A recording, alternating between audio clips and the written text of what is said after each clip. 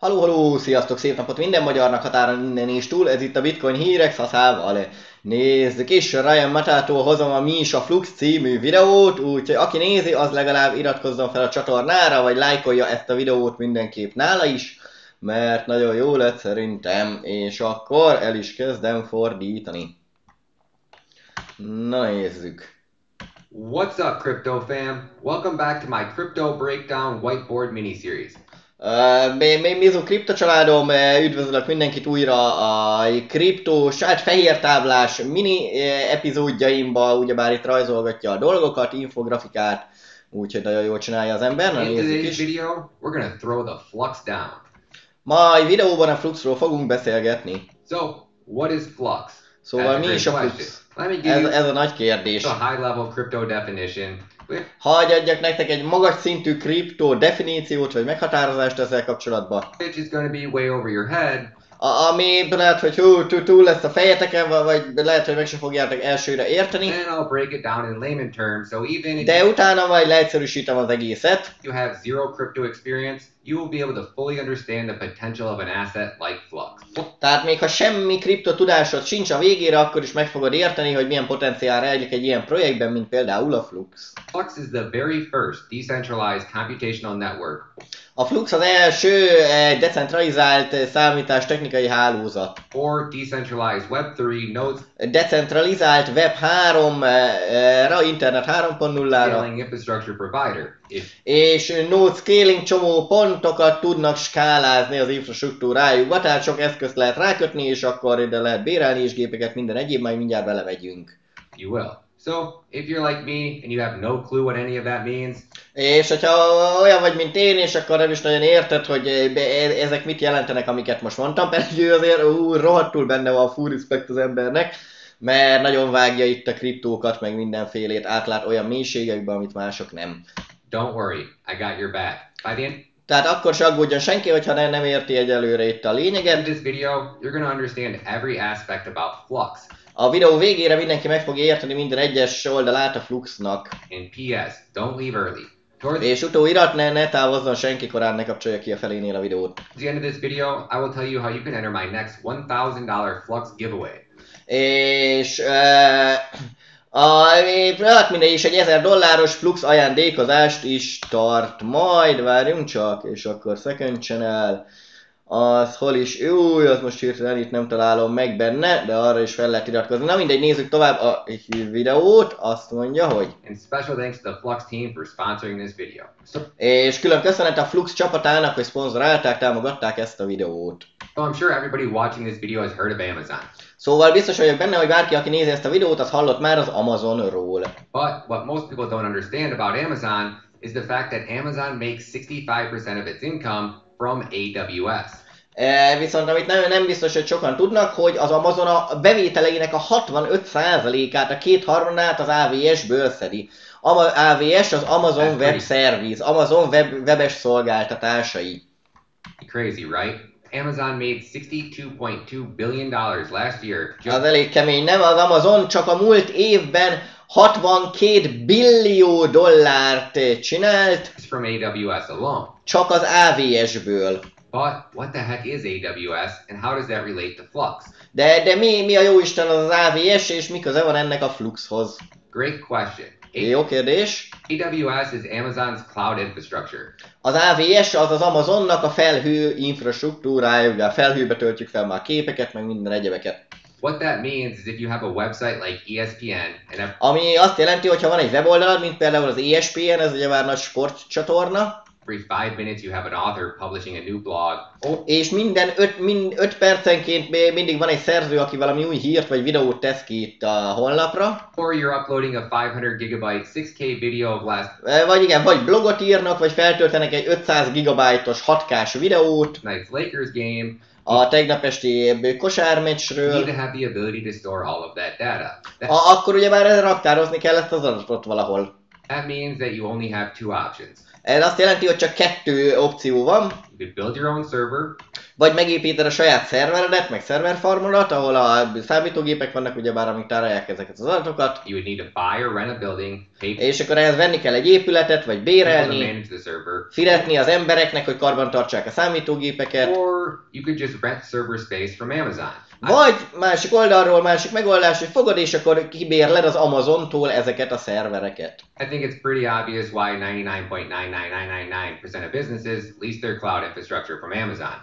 És szerintem igen, ebből elég egyértelmű is, hogy mi a cégek 99,999%-a miért az Amazont használja, Amazontól bérel szervereket.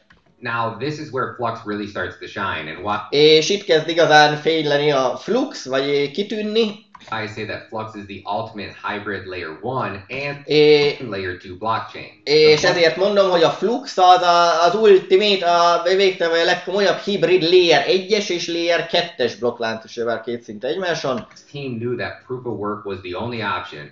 And A csapatuk tudta, hogy a bányászás alapú blokklánc az egyetlen lehetőség erre, it was a brilliant choice by the Flux team, in my opinion. és ez szerintem nagyszerű választás volt a Flux csapata részéről, véleményem szerint. Flux layer 1 blockchain is secured by miners, which means A Fluxnak az első szintű blokkláncát a bányászok biztosítják, that ami when it azt comes to jelenti, hogy security, proof of work versus proof of stake is night and day. Proof hogy igen, befektetés, meg a befektetés, a bányászat alapú, meg a befektetés alapú blokkláncok közt ég és föld a különbség, ugyebár. of work is 100 times more secure. A bányászat alapú blokkláncok azok százszor biztonságosabbak, mint a befektetés alapúak, And a million times more decentralized. és egy milliószor decentralizáltabbak. Ugyebár befektetés alapúk, ott a gazdagok vannak mindegyiknek a tetején, és akkor úgy mennek a pénzek, jó, van arról is egy nagyon jó videója, vagy lehet egyszer addig is eljutok. What that means is that the amount of coins that you own Ami azt jelenti, don't hogy dictate your voting power in the network. igen, hogy a bányászás alapúnál nem az a lényeg, hogy kinek mennyi pénze van az adott blokkláncba befektetve, nem attól lesz több szavazata, a befektetés alapúnál meg ugye már ez a lényeg, hogy mondja másik videóban, hogy Solana, Avalanche, stb. Polkadot mindig ilyen 60-70-80%-okat az összes tokenjüknek, ami van, a saját maguknak, meg a kockázatőke befektető cégeknek, meg stb. Maguk közt, a benfentesek közt adták ki, és nekik van a legtöbb szavazatuk, tehát hiába kis ember bármit akar szavazni, 60% úgyis a központnál van, tehát központi a legtöbb befektetés alapú blokklánc. A Flux pedig ugyebár bányászat alapú, úgyhogy ennél nem így van. Every time one more miner starts mining Flux, the network becomes more decentralized. És minél, hogyha jön még egy újabb bányász, aki Fluxot bányászik, annál decentralizáltabbá válik a Flux. And if you don't leave early, at the end of the video I'm going to blow your mind when I show you how much hash power Flux has taken from Ethereum in the last 30 days. És hogyha kivárjátok a videó végét, akkor majd el fog szállni az agyatok, és azt is megmutatom, hogy az Ethereumról mennyi számítási kapacitás jött már át a Fluxra az elmúlt 30 nap folyamán. Let's just say the entire Flux ecosystem is 50% more decentralized this month than it was last month. És igen, tegyük fel, csak azt mondjuk, hogy a Fluxnak az ökoszisztémája mondjuk 50%-kal decentralizáltabb most, mint egy hónappal ezelőtt. And that's freaking bonkers. És ez nagyon kemény. That's Flux's layer 1 blockchain. Ez igen, a Fluxnak az első szintű blokklánca, ami egy bányászás alapú blokklánc. Layer 1 proof of work blockchain that is 100% decentralized. Ami 100%-ban decentralizált. Now let's talk about Flux layer 2 hybrid node infrastructure. És most beszéljünk a Fluxnak a layer 2-jéről, a második szintű node csomópont infrastruktúrájáról. This is one of my favorites. Ez az egyik kedvencem. In the intro of this video, I said that Flux was a decentralized computational network. A videó elején azt mondtam, hogy a Flux az egy decentralizált számítás technikai hálózat. But what does that actually mean? De mit is jelent ez valójában? On the left side of the diagram, you can see Amazon and Amazon AWS. A képernyő bal oldalán láthatjátok az Amazont és az AWS-t, Amazon webes szolgáltatásokat. So in order for Amazon to provide cloud infrastructure to their clients, Szóval azért az Amazonnak ahhoz, hogy biztosítani tudja a felhő alapú infrastruktúrát az ügyfelei számára, they need massive servers. So masszív, hatalmas, óriás, hatalmas szerverfarmokra számítógépes ilyen telepekre van szükségük. So what Amazon does is Amazon buys a warehouse or a data center, if you will. Szóval mit csinál az Amazon? Az Amazon vesz egy épületet, vagy egy adatközpontot. They fill the building from floor to ceiling with servers, A PC-től a padlásig megtöltik ilyen szervergépekkel. flash hard drives, And these Winchesterekkel, buildings can store millions of gigabytes worth of data. és ezek az épületek több millió gigabyte-nyi adatot képesek tárolni. So on the right side, you can see Flux. What Szóval a jobb oldalt pedig most láthatjuk a Fluxot. Flux does is they connect tens of thousands of individual computers together. Amit a Flux csinál, az az, hogy több 10 000 független számítógépet köt össze, And they use the resources of all those computers combined és ami az összes komputernek az erőforrásait, a szabad kapacitásait felhasználja egyszerre, vagy együtt, to build a massive network of connected computers or virtual computers. hogy egy óriási hálózatot csináljon az összekötött számítógépekből, vagy virtuális számítógépekből. So instead of having one building that's filled with 10,000 hard drives, Szóval ahelyett, hogy lenne egy épületünk, ami teli van mondjuk 10 000 Winchesterrel, merevlemezzel, Flux has 10,000 node operators who have one hard drive, a Fluxnál van 10 000 külön ember, vagy 10 000 csomópont, akiknek van egy-egy Winchesterük, egy-egy merevlemezük mindenkinek. but the Flux network links all of those hard drives together De a Flux hálózata összekapcsolja ezeket a külön-külön Winchestereket egy nagy hálózatba, and compounds the network. It's freaking brilliant. és így nő a hálózat. Ez valami csodálatos. Explain. Flux wanted to Hagy magyarázzam el. add utility to the Flux token. A Flux akart valami felhasználási lehetőséget is adni a tokenjének. This means that they wanted to give Flux holders the ability to generate passive income by holding Flux. Ezt azért csinálták, hogy aki a Fluxot tartja, annak passzív bevétele lehessen ebből. This is what creates more demand for the Flux token. És ezért lesz, ez generál egyre több igényt a Flux tokenjére. Now, when I say the word node, I want you to think of a node like a virtual computer. És amikor azt mondom, hogy node vagy csomópont, akkor úgy gondoljatok rá, mint egy virtuális számítógép. This virtual computer has CPU, RAM, and hard drives. És ennek a virtuális számítógépnek van ugyebár processzora, RAM-ja, illetve merevlemeze. Node operators can either build their own node, buy a pre-configured node, or just lease a virtual computer from a website. Akik ide akarnak jönni a Fluxra, azok vagy vesznek egy ilyen csomópontot, vagy építenek egy virtuális komputert, vagy csak leasingelnek innen. So when I set up a Flux node, I rent or build my own virtual computer.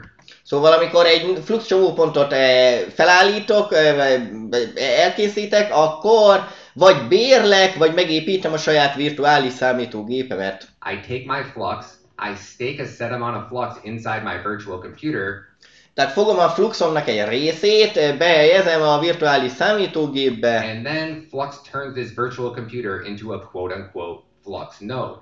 és ennek a hatására a számítógép átváltozik egy Flux csomóponttá.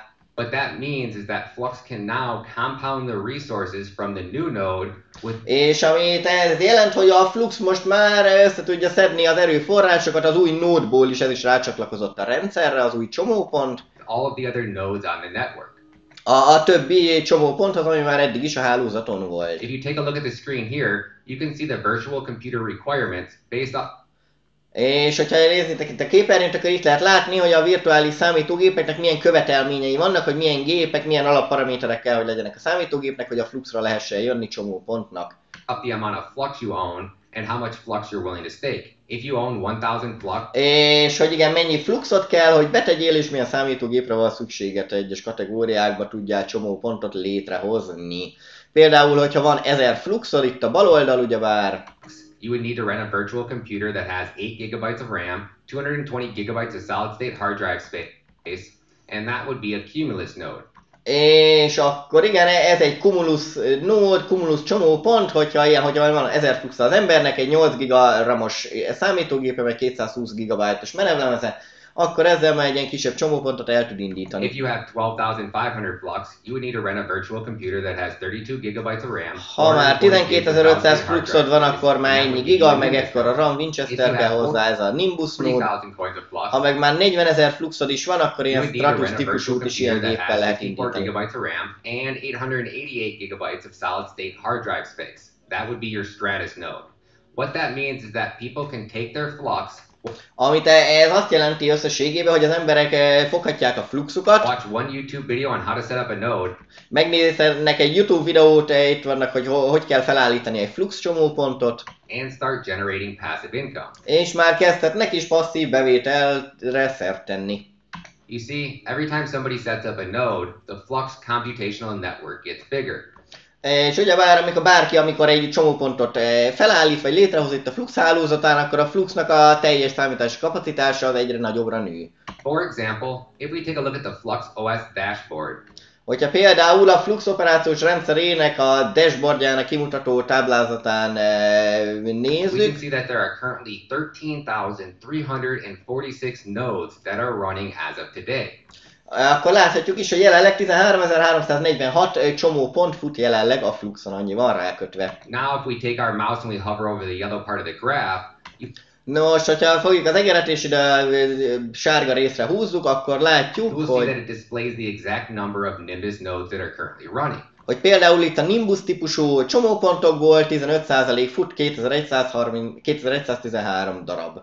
You see, this shows us right now that there are 2,113 Nimbus nodes running on Flux.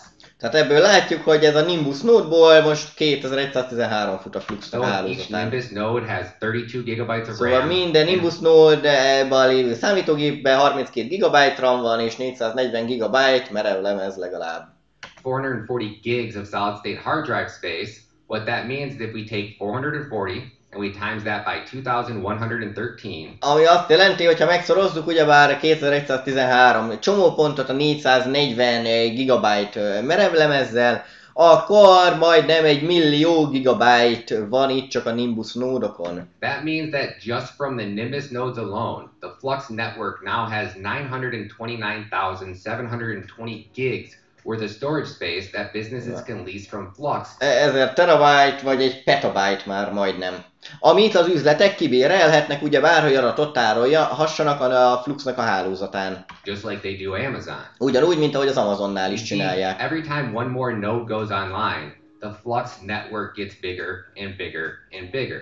Szóval amikor mindig egy új csomópont csatlakozik a Fluxhoz, egyre nagyobb és nagyobb lesz az egész hálózat. Computational networks at scale are going to change the world. No, És a számítási kapacitás, ami skálázódni fog, egyre jobban fog nőni, az meg fogja változtatni az egész világot. no matter how much money Amazon makes, they will Tök mindegy, hogy végülis részletkérdés, hogy az Amazon, tök mindegy, hogy mennyi pénzt keres az Amazon ezekkel, hogy szervereket ad el másoknak. never be able to compete against the computational network at scale. Soha nem lesznek képesek egy olyan hálózattal felvenni a versenyt, ami skálázódni is tud, már végtelenbe akármennyi ügyfelet ki tud szolgálni. No one warehouse will ever be able to store more data than a billion connected servers all over the world. Szóval sose lesz egyetlen egy olyan adatközpont, ami az Amazonnál is van, ezek a nagy épületek, meg szerverfarmok, amik képesek lesznek több szervert összekötni, mint a Fluxnak a hálózata This a is why so many világszinten. businesses are now using Amazon and Flux because És ezért használja rengeteg üzlet most jelenleg az Amazont és a Fluxot, Amazon servers are centralized. If mert az Amazon szerverei centralizáltak. Amazon has a giant data farm in Texas and Az Amazonnak van, képzeljük el például egy nagy adatfarmja, vagy egy szerverfarmja Texasban, USA-ban, a giant tornado comes through and destroys their building, és ha például jön egy nagy tornádó, ami ugye már lerombolja itt az épületet nekik, your business might be down for a few hours or a few days while Amazon reroutes all of that data to a different location. akkor akár néhány óráig, vagy akár napokig is nem fog működni a honlapod, amit itt béreltél az Amazonnál ezen a szerverfarmon, amíg át nem irányítják az adatait máshol, ez a órákban, napokban is eltelhet. És addig neked nem megy a honlapod például, amihez az Amazontól bérelted a helyet.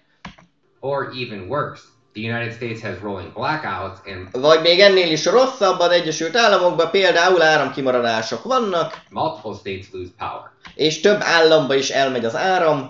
You see, the difference between Flux and Amazon is that Amazon is centralized and Flux is decentralized. Amit látunk most, hogy a nagy különbség a kettő között, az Amazon az centralizált, egy központi helyen vannak a szerverei, a Flux meg decentralizált, szerte szét a világban mindenhol vannak szerverek.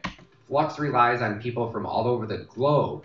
A Flux az a világ összes embere, világon bárhol lehetnek az emberek, mindenhonnan rá vannak kapcsolódva a Fluxra, szóval nem egy központi helyen, hanem mindenhol. Flux leases the storage space from node operators. És a Flux ugyebár leasingeli, vagy kiadja itt a tárhelyet az node üzemeltetőktől, akik a csomópontba beteszik a számítógépeiket. And pays them for their services in Flux. És ezért a szolgáltatásért Fluxban fizet az embereknek. And this is why the Flux network has 100% uptime. És ez az, amiért a Fluxnak a hálózata 100%-ban mindig működik. So imagine if you are a sports betting website and you take bets on different sporting events throughout the year. És képzeljük el, hogy például egy sporthonlap vagy sportoldal, mindenféle fogadások vannak egész évben. But there are a few times a year, like Super Bowl Sunday, where... De vannak olyan alkalmak, ugyebár ilyen időszakos idény munkák úgymond, vagy időszakos bevételek, például a Super Bowl az USA-ba, amikor az év legnagyobb az éves amerikai foci döntő, amikor az üzleted 10,000 times more volume than any other day of the year. Amikor az üzleted például egyetlen nap alatt 10.000-szer több bevételre tesz szert, sokkal többet, 10.000-szer többen fogadnak, mint a többi napon. Például itt a bajnokságra, éves bajnokságra sokkal többen fogadnak azon az egyetlen egy napon. If your business generates 50% of its revenue in a 24-hour period, és akkor például, hogyha az üzleted, a bevételének az 50%-a ebbe a 24 órába keletkezik az üzletednek, well then, if that 24-hour period just happens to be a day where Amazon servers go offline, you better hope you got some lube ready because you're about to bend over and take it whether you like it or not. Akkor ugyebár, hogyha összes bevételednek a nagy része ezen az egyetlen egy napon keletkezik, és pont akkor mondjuk tönkre mennének az Amazon szervereid, hát akkor itt azért úgy fordítva, hogy ő is mondja, akkor nem árt, hogyha van nálad jobb a felkészül egy kis síkosítóval, mert behajolsz, mert meg nem tudsz más csinálni, ugyebár, ha pont akkor nem mennek az Amazonnak a szerverei. That's the beauty of Flux. Na ez a szépsége a Fluxnak, hogy a Flux az soha nem áll le. Never goes down. And that's worth its weight in gold to És ezért éri meg a súlyát aranyba some of these businesses. Ezeknek az üzleteknek a számára. But I'm sure you're probably thinking to yourself, well, so what? My website goes down for a few hours or a day. It's not going to kill me. What? De ugyebár olyanok is vannak, akik azt mondják, hogy jó, hát hogyha a weboldalam pár óráig nem működik, az még nem a világ vége. How would I want to go through the headache of moving my business off Amazon? Tehát miért akarnék akkor én átmenni a már jól megszokott Amazonról a Fluxra? And on the Flux. Well, that's simple. Nos, ez egyszerű. What is the number one motivator or number one reason why people do anything? Money. Mi az első dolog, az első ok, amiért az emberek bármit is csinálnak, ugyebár a pénz. Itt kezdődik minden a pénznél. If we take a look at the figures on the screen here, hogyha megnézzük a számokat itt a képernyőn, we can see the prices of the top legacy businesses and what they charge businesses to lease their cloud storage infrastructure from them. És itt láthatjuk is, hogy majd mindegy a kezét is felveszi, hogy egyes üzletek mennyiért adnak ilyen szervereket vagy tárhelyeket az adott üzleteknek vagy cégeknek. Amazon, $98.39. Az Amazon például $98 ad egy ilyen 4 processzoros 16 GB RAM-os gépet egyet. Google, $104.16. A Google már $104. Microsoft, $30.36. A Microsoft $30. Hensner, $21.86. A Hensner $21. And Flux, $10.31. És a Flux pedig $10. És valami a másik fontos, nem tudom azt, hogy mondja ezután, lehet, hogy mondja, hogy 3 instance, tehát hogy nem egy gépet kap az ember, mint az Amazonnál kap egyet, mondjuk az előbb volt a több példában Texasnál a forgószeles vagy tornádós részen, hanem az Amazonnál is érdemes több helyen a világ több részén bérelni, amin ugyanazok az adatok vannak, mert akkor ha ezt elviszi egy tornádó, akkor a másik Európába vagy Ázsiába, ami van a másik szerver, csak akkor háromszor annyit kell fizetni. Ha 3 helyen is, akkor itt elviszi a tornádó, a másik 2 még ugyanúgy megy, akkor még megy a honlapja az embernek. A Fluxnál meg alapból 3-at adnak $10, nem egyet, mint a többinél, hanem 3-at. 10-ért, hát úgy veszik, akkor egyet $3. That's pretty crazy, right? Amazon owns 33% of the market. Ez elég kevés, ugye bár is az Amazon 33%-át uralja a piacnak. And Amazon is 900% more expensive than Flux. És az Amazon 900%-kal drágább, mint a Flux. Microsoft Ha még az instancokat is veszik, azt akkor úgy látszik, hogy nem számoltak vele, akkor még meg lehet háromszorozni, akkor 2700%-kal drágább az Amazon. owns 22% of the market, and A Microsoft 22%-át uralja a piacnak, Microsoft is 300% more expensive than Flux. és a Microsoft 300%-kal drágább a Fluxnál. And Google owns 9% of the market.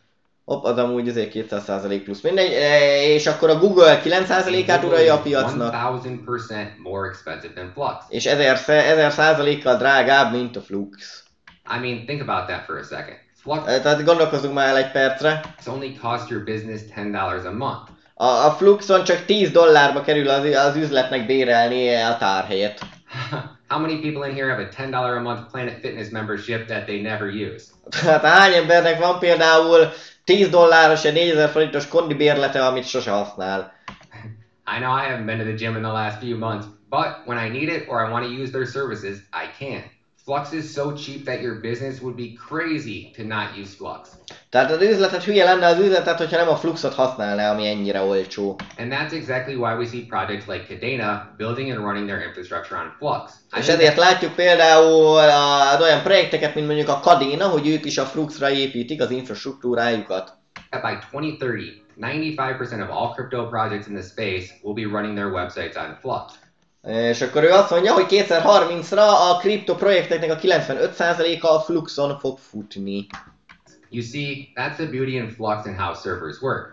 Szóval látjátok, ez a szépsége annak, ahogy a Flux működik, és hogy fut a Flux, és hogy működnek a szerverek rajta. Your business doesn't have to choose to run on Flux or run on Amazon. They can run on one or the other, or they can run on both.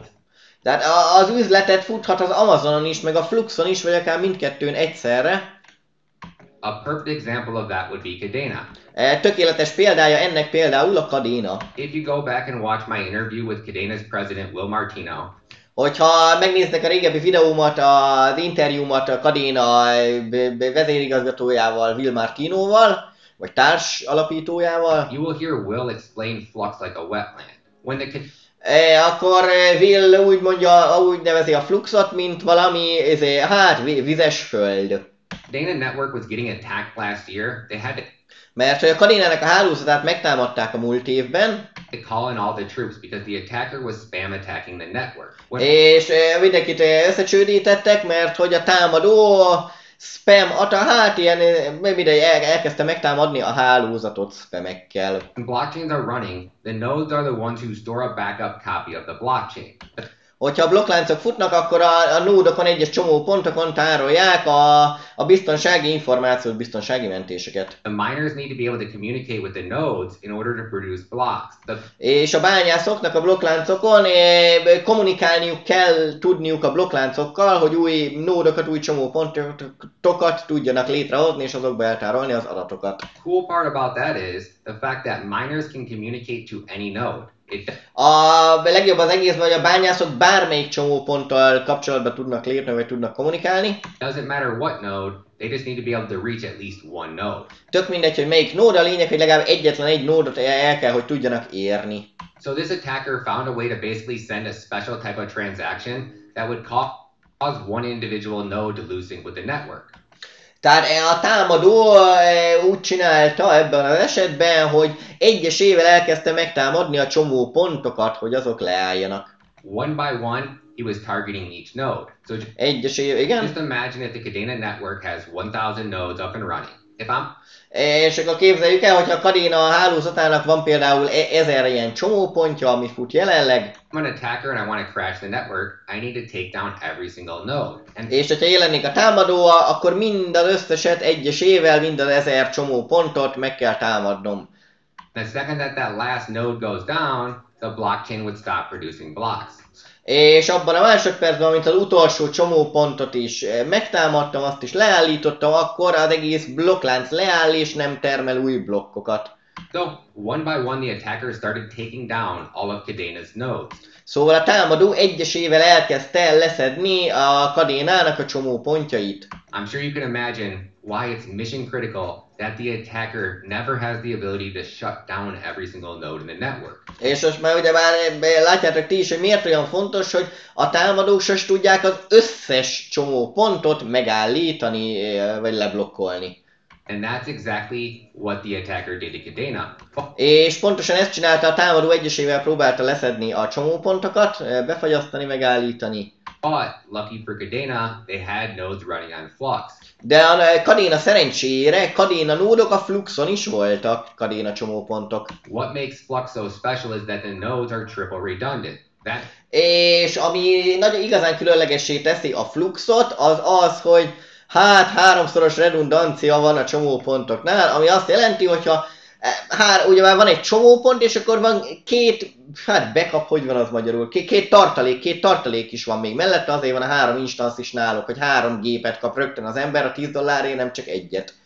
That means if you take one node down, ami azt jelenti, hogyha egy csomópontot a Fluxon leszednek a támadók, another just spins back up. Akkor jön a második, előjön a második, és akkor leváltja a második, és akkor megint működik tovább. One fails, another spins back up. So, hogyha egyet leblokkolnak, megállítanak, akkor jön egy következő után, ami átveszi a helyét. The hacker was legit playing whack-a-mole with Cadena nodes that were running on Flux. He was able tehát a Fluxon lévő csomópontokkal, csak hát a whack-a-mole ezért, üsda, tudom is én pockot játék, amikor ugye már lyukakból jön ki, és akkor a kalapát csak kell ütögetni.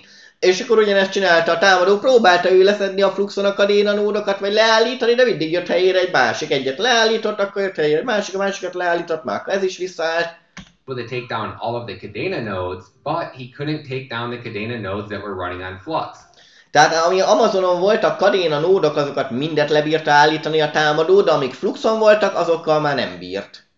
Every time he took one down, another one just popped up in a completely different location.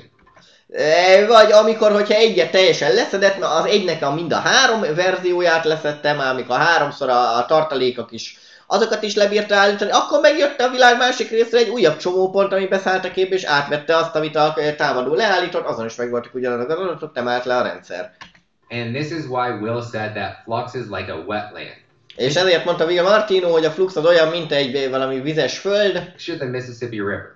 During the raining season, when the river starts to overflow, tehát például vegyük a Mississippi folyót, amikor a nyári időszakban, amikor kijönt a Mississippi. If you live in a town that's close to the river, you need wetlands to divert that extra water. Tehát akkor igen, akkor kell egy ilyen rész a város mellett, ahol elvezetik a vizet, hogy ne öntse már el az egész várost. Or it will destroy your town. Ja, mert az különben lerombolná az egész várost, hogyha befolyna oda a víz. You might not always need the wetland, but when you do, boy oh boy. Látod, mindig általában biztosan valami szakszó rá, magyarban is egy vízelvezető csatorna, vagy valami ilyesmi, az persze kicsiben, mert itt folyókról van szó itt nagyba, de egy vizes föld, hogy elvezeti a vizet, mert lehet, hogy nem mindig van erre szükség, de amikor meg szükség van, amikor tényleg elönteni az egész várost a víz, hát akkor meg aztán igen jól jár az ember vele, hogyha ilyen védelmi részek vannak, ahol elvezetik a vizet. You are talking about the difference between life and death. Tehát ilyenkor igen, az élet és a halál közti állapotról beszélünk, hogyha tényleg elönteni a folyó a várost. So, do you think Cadena is ever going to stop paying Flux to run their nodes? Szóval szerintetek a Cadena le fog valaha is állni, hogy hogy a Fluxnak Fluxtól béreljen nódokat? Hát még szép, hogy nem. I highly doubt it. Hát ez elég komolyan kétlem, hogy bármikor is leállnának ezzel. Now, if we take a look back at this chart, you can hogyha megnézzük újra ezt a táblázatot, see Amazon, Google, and Microsoft. Akkor láthatjuk az Amazont, a Google-t és a Microsoftot, ja, a Microsoftot nincs internetem, mindegy. Illetve is akkor olyan, ha most hoz az instancokat, egy instance versus 3 instance. When you are paying these prices, you are getting one instance. That means your website is only stood up on one server. Tehát amikor, hogyha az Amazonnál bérel $100 egy ilyen szervert, akkor azt jelenti, hogy egy instance, az instance jelenti azt, hogy hány számítógép, úgymond fizikailag. Az Amazonnál egy számítógépet bérel $100-ért. On Flux you get 3 instances. A Fluxon már rögtön 3-at kapsz ugye már, és akkor azok egymást leváltják, hogyha valamelyik épp lerohad. Which gives you double redundancy. If one goes down, you still have 2 backups. Tehát, és hogyha az egyik leáll, még mindig van 2 tartalék. And that is what guarantees the Flux network should always maintain at the very least a 99.99% uptime, if not 100%. És ez az, ami garantálja, hogy a Fluxnak a hálózata legalább 99%-ban mindig működik, hanem mindig 100%-ban, inkább még ahhoz van közelebb. Now let's talk about 3 ways that you can generate passive income by interacting with the Flux ecosystem. Na most beszéljünk három dologról, hogy lehet passzív jövedelemhez jutni a Fluxon. Number 1, you can set up a Flux miner. Just like első dolog, egy Flux bányászgépet hadrendbe lehet állítani. like Ethereum, Flux is GPU mineable. Csak úgy, mint az Ethereum, a Fluxot is lehet például videókártyákkal bányászni. This makes the barrier to entry next to nothing. Anyone with a computer that has an 8 gig graphics card can start mining Flux in less than 15 minutes. És bárki, akinek van legalább egy 8 GB-os videókártyája, az 4 óra alatt már rögtön el is kezdett Fluxot bányászni. As of last week, Flux took over the #1 spot on what's to mine as the most profitable cryptocurrency to mine. És ő is a Vattumine-ot nézi. Aha. És a múlt héten a Flux át is vette az első helyet a Vattumine-on, hogy a videókártyákkal mit érdemes, mit a legnyereségesebb bányászni. A múlt héten, vagy mikor a videót csinálta, vagy 2 hete, akkor a Flux volt még az első helyen. De mert ez vándorol, most én is gyorsan megmutatom, most jelenleg hol van, meg amúgy is akarom majd mutatni. Itt minden nap a videóban még át nem állunk az Ethereum-mal bányászat alapuló. Most az Örgó azért indult meg az Örgó annyira, tegnap, mert most az jött fel az első helyre, most azt hozza a legtöbb profitot itt, hogy mit lehet videókártyákkal bányászni. A Flux az most itt van párral lentebb, úgy a top 10-ben, de ha ráfrissítek, akkor most hogy néz ki a dolog? Örgó első, mert ez a Neox is előző az Ethereum. Hopp, itt a Flux már feljött már megint az 5. helyre. 6. Na jó, majdnem a top 5-ben benne van a Flux, már megint egész jól tartja magát, ugye már ezt is lehet itt tekerni bőven lefelé.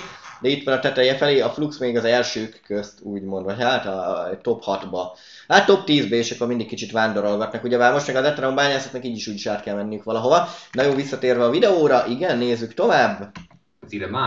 Just take a look at Flux's hash power.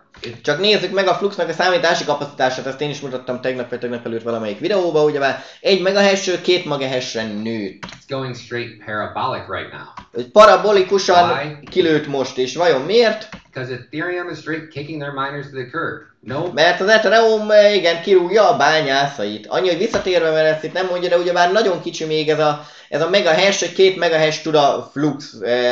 Mert itt a terahash-ekről kéne beszélgetni, ami 1 milliószor nagyobb. Tehát még elég aprócska a Flux, de olyan potenciál van benne, hogy ihaj szerintem. Na nézzük is tovább. Why? Because Ethereum is straight kicking their miners to the curb. No. Mert az Ethereum igen kirúgja a bányászokat, ugye már? No mining farm wants to invest hundreds of millions of dollars into building a business, and then 5 years later, they are being forced to shut it down. És ugye már senki nem akar ilyen 100 millió vagy tök mindegy millió dollárokat befektetni bányászgépekbe egy olyan rendszerhez, ami kirúgja utána a bányászokat. Flux is designed to pay out mining rewards for the next 125 years. A Fluxot úgy tervezték, hogy a következő 125 évbe is adja a bányászoknak. Addig a bányászok nyugodtan jöhessenek a Fluxra, és eltartsa a bányászokat a Flux. That means that once miners make the switch from Ethereum to Flux, és ez azt jelenti, hogy amint a bányászok átjönnek az Ethereumról a Fluxra, they will have a home for the rest of their lives. Akkor egész életükre lesz egy biztos otthonuk, ahonnan nem fogják kirúgni utána a bányászokat, mint ahogy most az Ethereumnál csinálják. That's freaking huge. Ez valami hatalmas. So, any of you out there watching this that have a PC at home, or better yet, have a bunch of PCs at your business?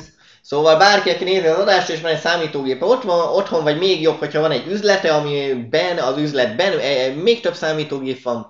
You might as well watch my How to Set Up a Flux Miner video and turn those bad boys into passive income generating machines.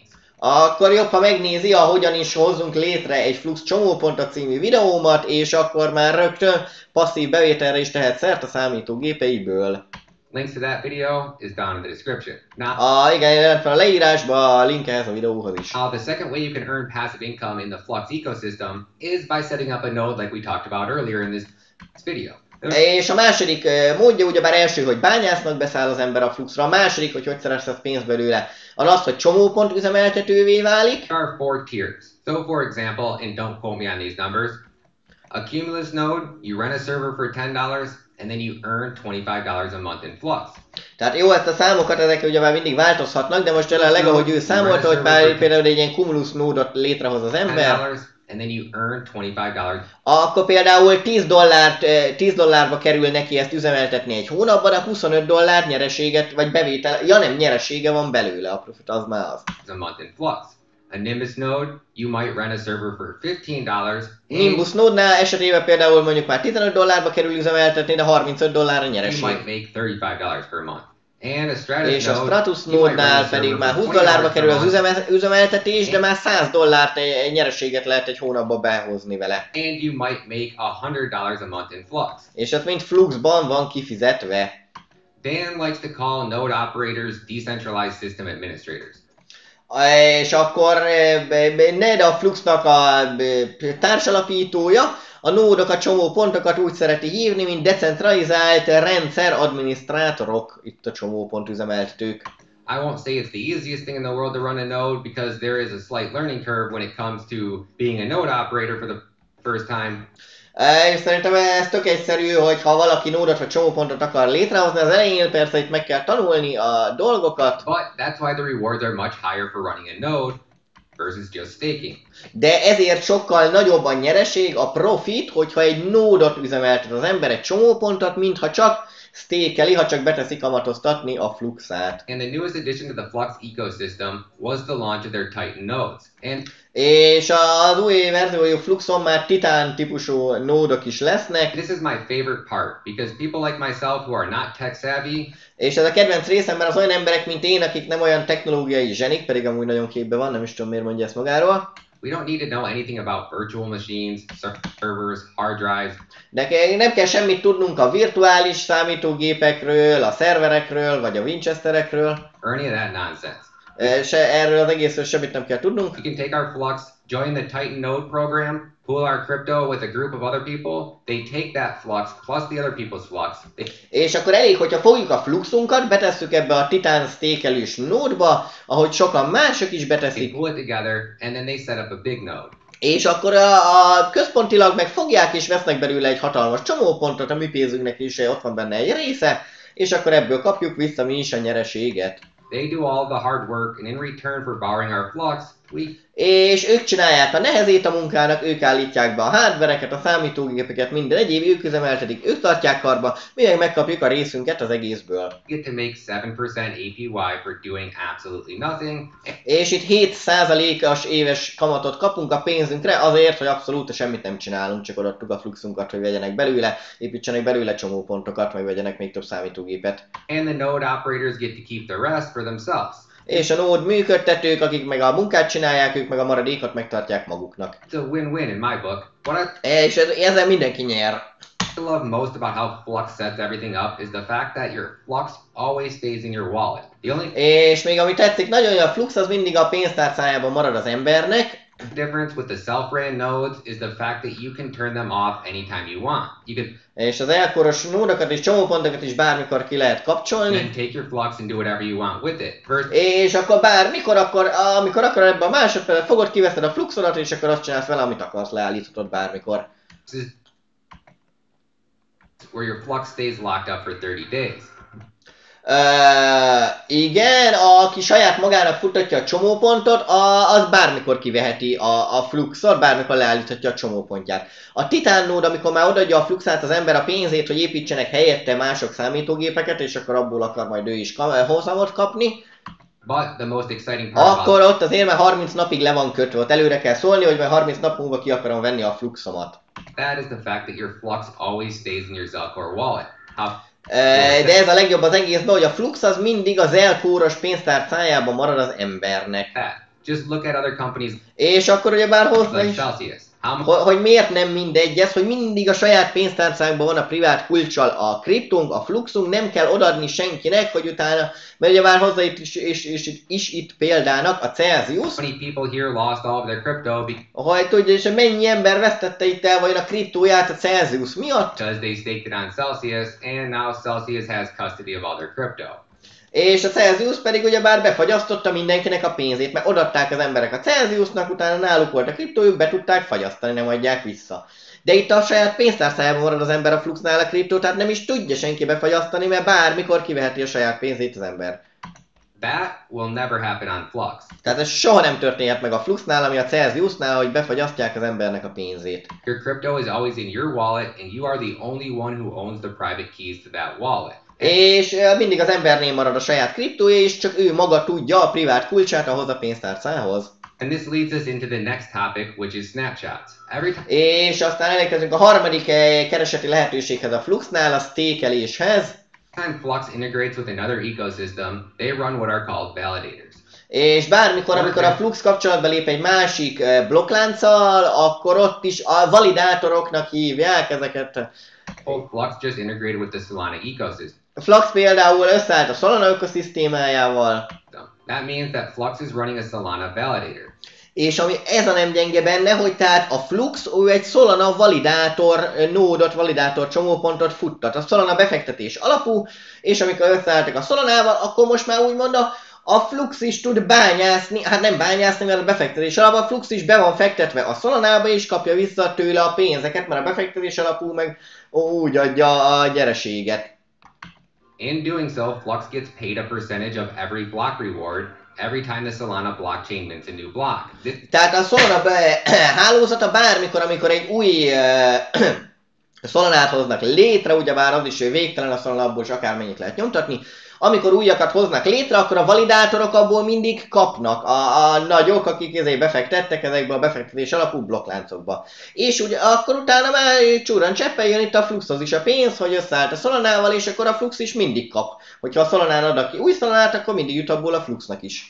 This is exactly what exchanges do. És pontosan ez az, amit a tőzsdék is csinálnak, jó, ez meg a másik videóban, a tegnapiban hozta nagyon jól, ez meg a kadénával kapcsolatban, vagy nem is kadéna, hát az más, a befektetés alapú blokkláncokról is csinált videót, hogy már ezt csinálják a tőzsdék is, a kriptotőzsdék azért nem reklámozzák a Fluxot meg a kadénát, mert nekik ingyen pénzük van a befektetés alapúakból, azért nem reklámozzák annyira a bányászat alapúakat, mert ahhoz nekik is számítógépet kéne venni, hardvert, meg karbantartani, meg tötörötörö.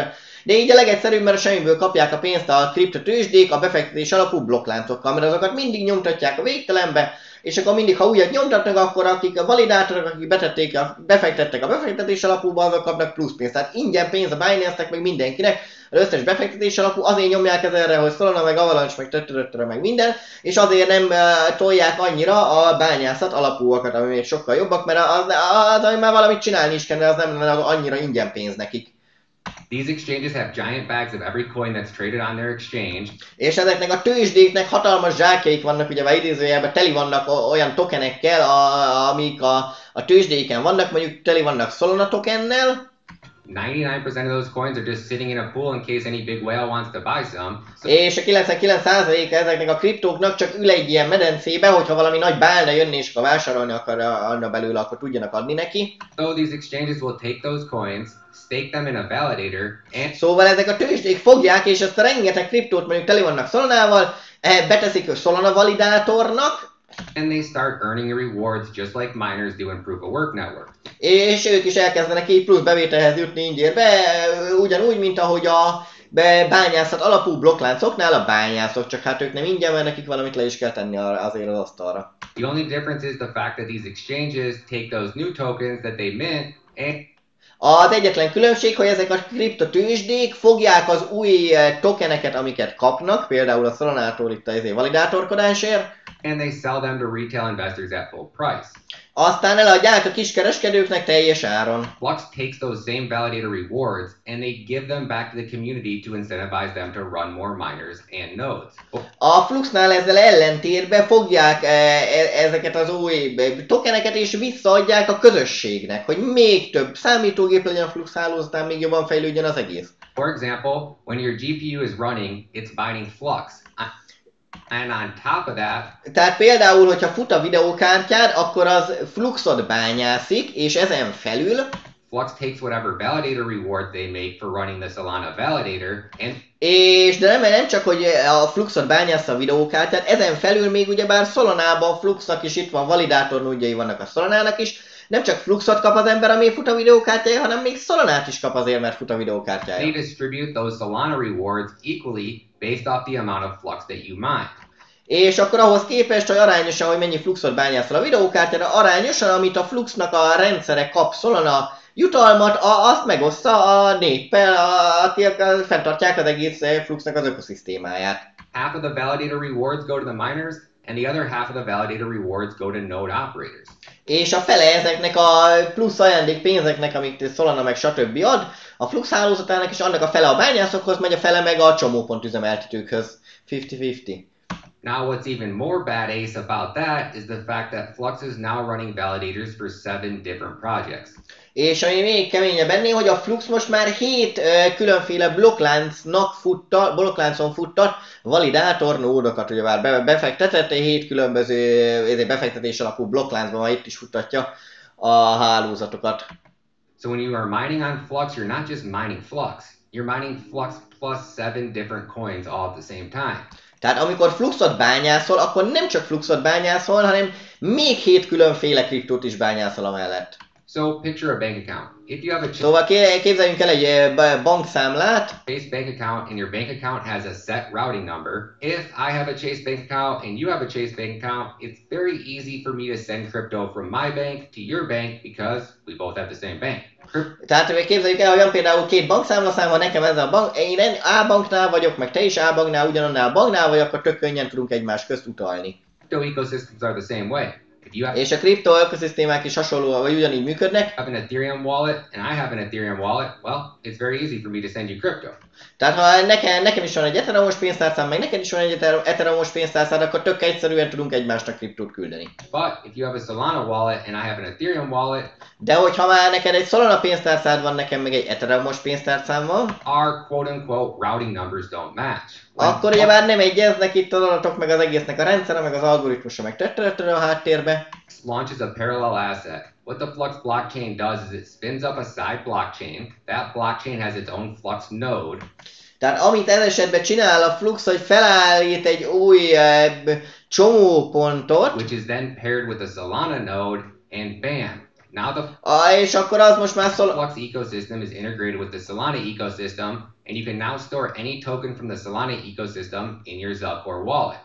És akkor igen, a Flux meg összekapcsolja, például összekapcsolódott a Solana meg a Flux, akkor most már mind a kettő össze van kapcsolva, és már Solanát is lehet a Fluxos, Zelcore-os pénztárcába tárolni, meg minden ilyesmi.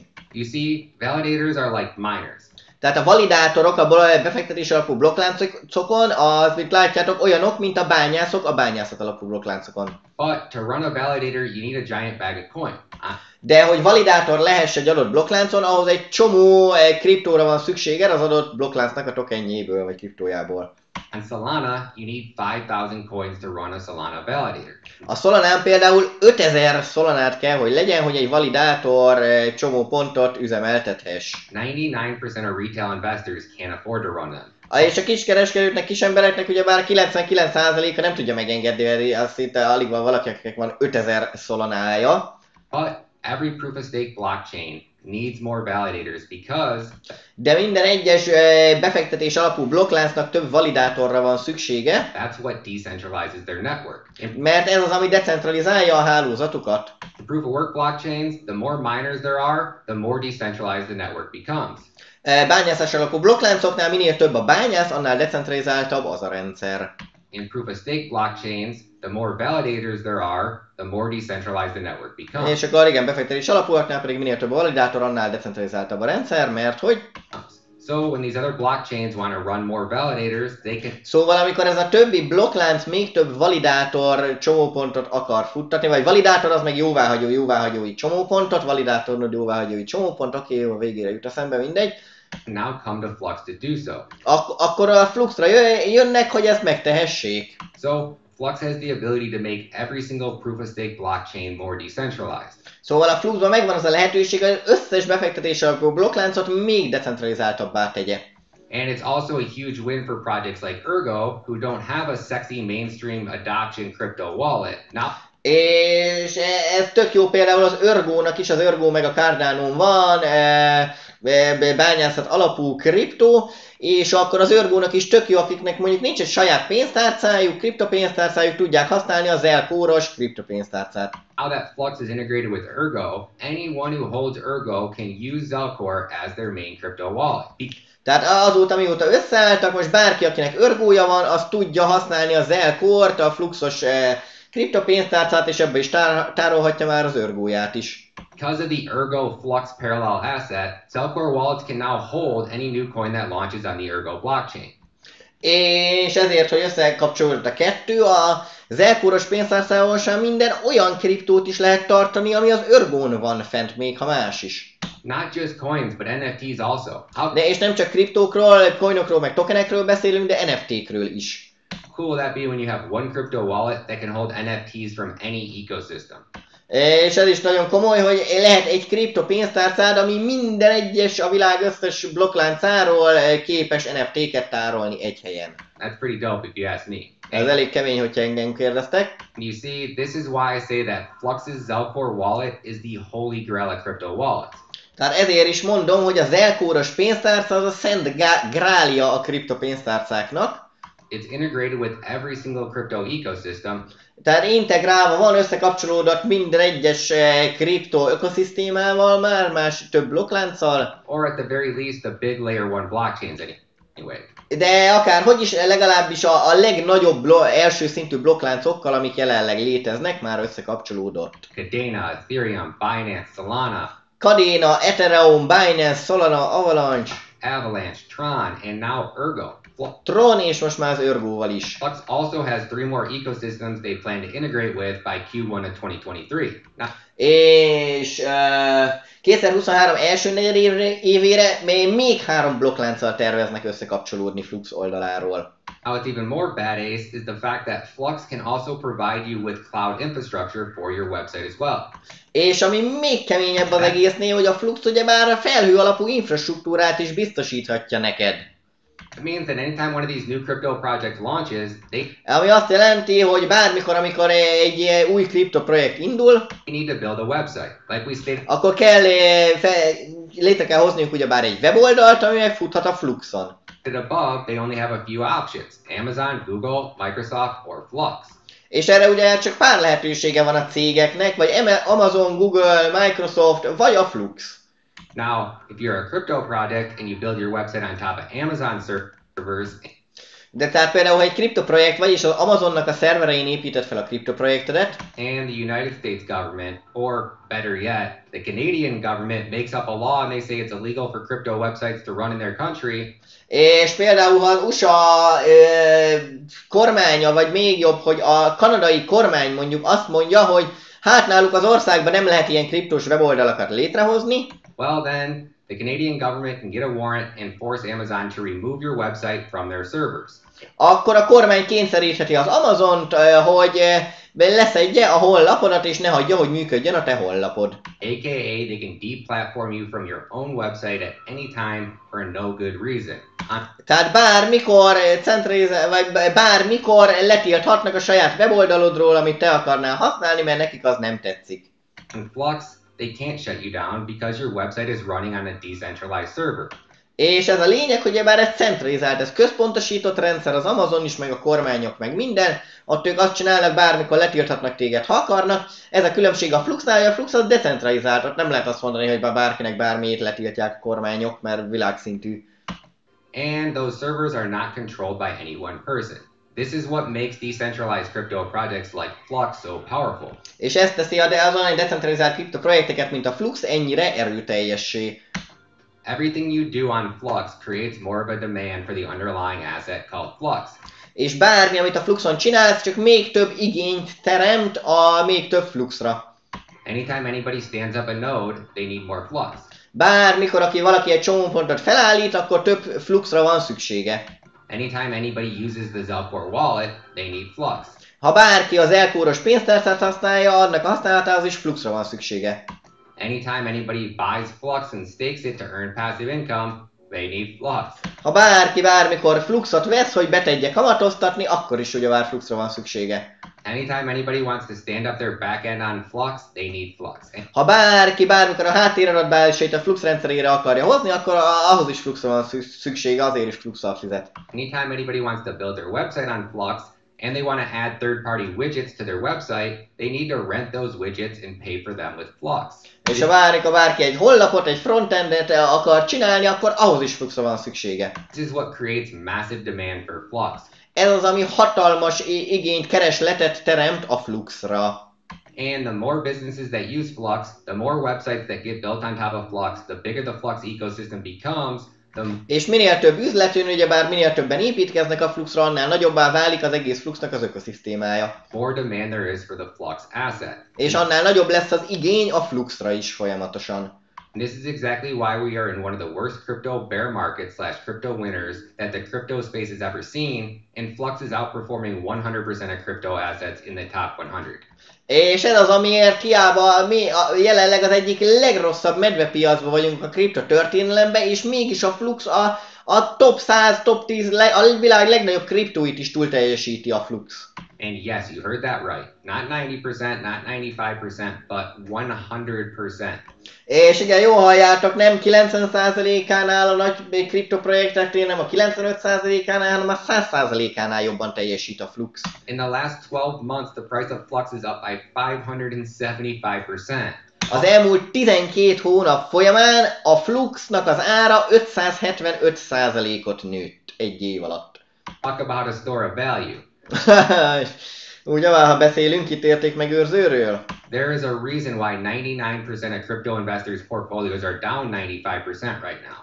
És ez is az egyik, ennek az oka ugye már itt van közben meg a háttérben, hogy a kripto befektetőknek a 90%-a az, vagy 80-90%-ban mínuszban van most, hát jó, most is lehet, hogy 60-ban, 70-ben ilyesmiben, hogy már ennyire lent van a piac, a Flux közben meg úgy nő, mint az állat. They invested in a bunch of shat coins that have... Mert egy csomó shitcoinba fektettek, szarkriptóba, ugye már szerintem minden kicsit már erősen is tolja, de nagyon van benne igazság, hogy mennyire a bányászat alapúak a legjobbak, még minden befektetés alapú szarnak lát, és van benne igazság, de főleg azért mondja, hogy a VC-knek ez másik videóban volt, hogy már saját maguknak osztották ki, amikor létrehozták a befektetés alapúakat, hogy 100% mondjuk van 1 millió tokent létrehoztak Solonából, vagy akármi, akkor abból 600 000-et saját maguk közt osztottak szét, vagy 800 000-et saját maguk közt. És akkor csak ilyen 20%-ot vagy ilyesmiket adtak a népnek. Tehát hiába próbálna a nép bármit szavazni a befektetés alapúnál, meg azért a szavazatot, hogy kinek mennyi tokenje van az adott projektbe. Hiába akarna a népet kapálózni, meg bármit szavazni, hát központilag leszavazzák úgyis, hát az összes szavazat náluk van, annyit félretettek maguknak a zsebbe már az induláskor. Úgyhogy, és az összes befektetés alapúról elmondható, amik itt vannak sajnos. Have no real world value, and there is no demand for the underlying asset. Either way. És tehát igen, ezekre nincs igény, meg való világban nem sok mindent csináltak még, nem sok mindent változtattak meg ezek a befektetés alapú blokkláncok. Their portfolio is still down 95%. Anyone who invested in Flux 1 year ago, as of today, they would be up 575%. Ezzel ellentétben bárki, aki egy évvel ezelőtt Fluxba fektetett, az most 575% pluszban van. The best part about Flux is the fact that Flux is just getting started. És a legjobb az egészben a Fluxba, hogy még csak most indul, még most kezdődik az egész.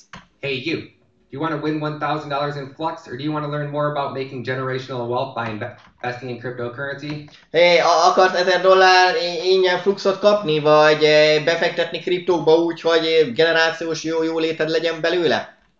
Then do me a favor. Smash that like button, smash that subscribe button.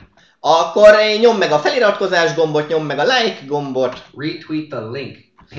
Twitteld újra a linket. Into the top of the comments. Over the next 90 days, I will be doing $1,000 worth of Flux giveaways to my subscribers who shared this content. So... És igen, hogyha Twitteren is megosztja az ember, én is mindjárt megosztom. Akkor, igen, azt mondja, hogy akkor ezt $1000 80 napon belül lesz, vagy kétszer csinálta a videót, az még mindig él, vagy 1 hónapig, vagy 2-ig.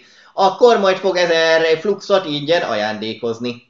Retweet the link and come join us in my live stream on my second YouTube channel. Oké, és akkor Twitteren is osszátok meg igen a videónak a linkjét, illetve csatlakozzatok hozzám a második csatornámon is, amin meg élőben nyomom az adásokat. Good vibes always, crypto fam. És akkor jó hullámokat, vagy hát úgy hullámokat, hogy ezért mindenki jól érezze magát, viszlát a kripto családom. Mondja így a végére. Úgyhogy köz full respect Ryan Mattának, mindenki lájkolja a videót, meg iratkozzon fel, sőt még ossza meg Twitteren is, azt most én is eljutok addig is, hogy megosztom az övét is, aztán majd a sajátomat is. Még lehet, hogy ki is írja neki, hogy magyarosítottam, bár nem nagyon lájkolgattam, amiket írogattam eddig, de nagyon jól nyomja a dolgokat. Jó, úgyhogy meg is osztottam Twitteren, aztán most jön majd a... Jobb, menj vissza. Saját verzió, úgyhogy Flux, ez a Flux. Mindjárt fel is teszem a videót, aztán kajálok, és akkor jövök majd este a híradóval, illetve a kriptopiaci áttekintéssel. Addig is, sziasztok!